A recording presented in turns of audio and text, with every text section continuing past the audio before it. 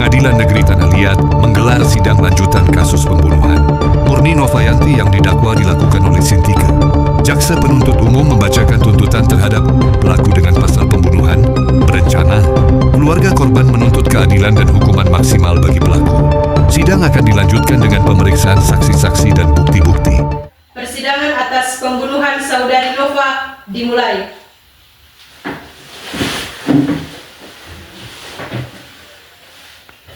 Saudara yang terdakwa, tolong ceritakan secara jujur bagaimana kronologi kamu membunuh saudari Nova. Baik Yang Mulia, saya akan menceritakan dari awal. Jadi pada saat itu, saya menaruh perasaan kepada pacar korban. Semakin lama, saya semakin cemburu melihat kebersamaan mereka. Lalu muncullah niat buruk saya untuk melukai korban. Pada saat itu, saya mulai mengatur strategi dengan serapi mungkin.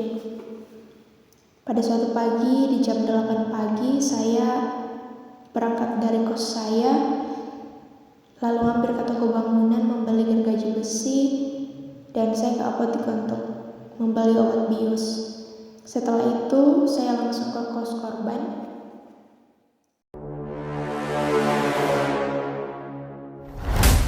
Setibanya saya di kos korban, kami berdiskusi mengenai tugas kuliah seperti biasa.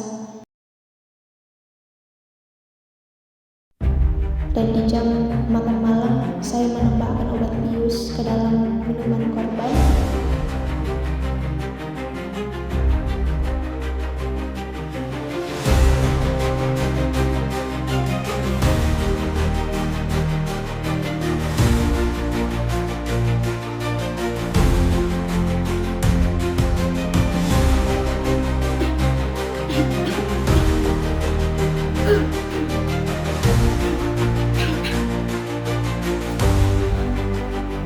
Beberapa menit kemudian korban tidak sadarkan diri, dan dengan cepat saya mengambil cobek dan memukul kepala korban hingga berdarah dan menikam bagian perut korban sebanyak 11 kali. Setelah itu saya memastikan korban sudah tidak bernyawa. Saya mencoba memasukkan korban ke dalam koper, tetapi karena tidak muat, saya mengambil gergaji dan memotong tubuh korban dan dapat saya masukkan ke dalam koper.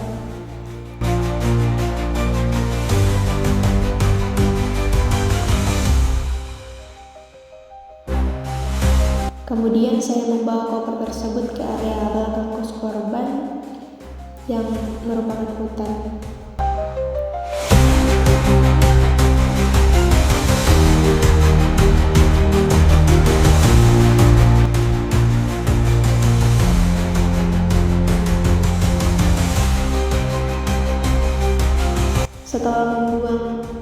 kompor tersebut, saya kembali ke kos korban untuk membersihkan bercak-bercak darah dan mengambil alat-alat yang saya gunakan untuk membunuh korban.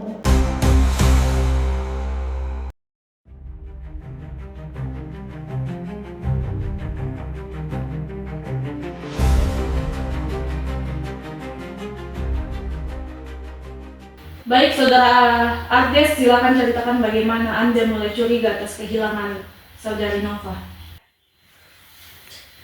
Ya, baik Yang Mulia, pada saat itu saya mencoba menghubungi saudari Nova, tetapi tidak ada respon. Sudah 2 hari tidak ada kabar. Lalu pada saat itu saya memutuskan untuk mengeceknya ke kosnya karena saya takutnya dia sakit. Setibanya saya di kosnya Nova, saya tidak menemukan dia di sana.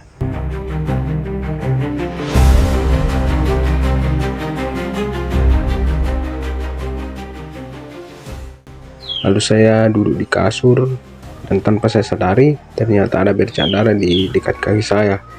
Lalu muncullah kecurigaan saya dan saya menghubungi polisi.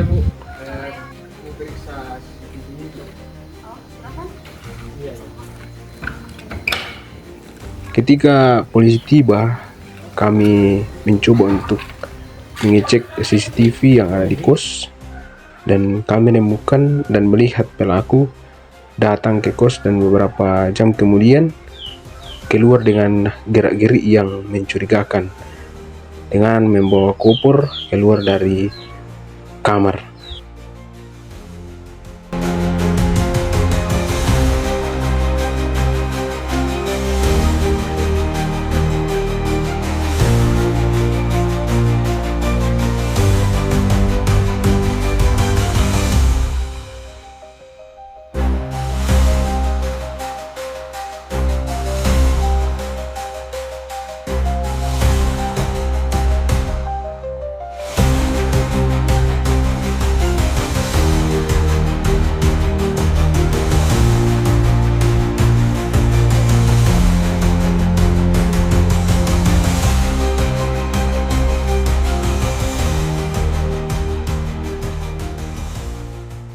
Saudara Sintika sebagai terdakwa terbukti secara sah dan meyakinkan bersalah melanggar Undang-Undang Pasal 340 KUHP tentang pembunuhan berencana sehingga saudara dijatuhi hukuman mati.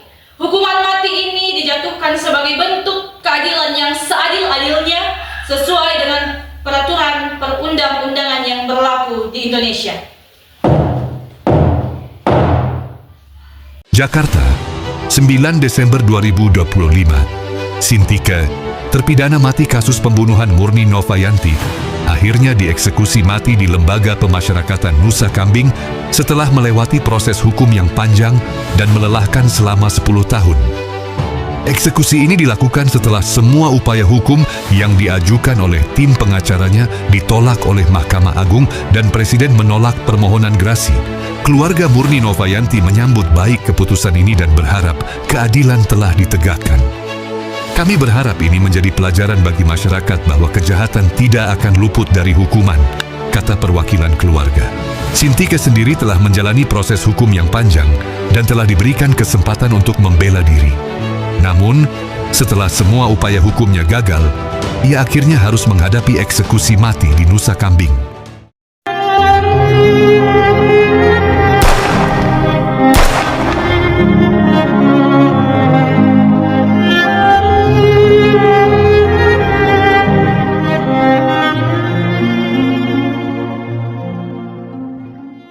Jadi, bagaimana pandangan etika tentang hukuman mati? Nah, kita akan melihat pandangan etika dari absolutisme total tentang bahwa hukum moral yang ada di dunia ini berasal daripada wahyu Allah yang berasal dari dalam Alkitab. Dalam Alkitab, di hukum Taurat yang ke-6, kita dilarang untuk membunuh sesama kita. Karena itu, kita tidak boleh membunuh meskipun sesama kita melakukan kesalahan. Tetapi harus tetap diberikan hukuman meski tidak membunuh pelaku yang melakukan pembunuhan itu. Terima kasih.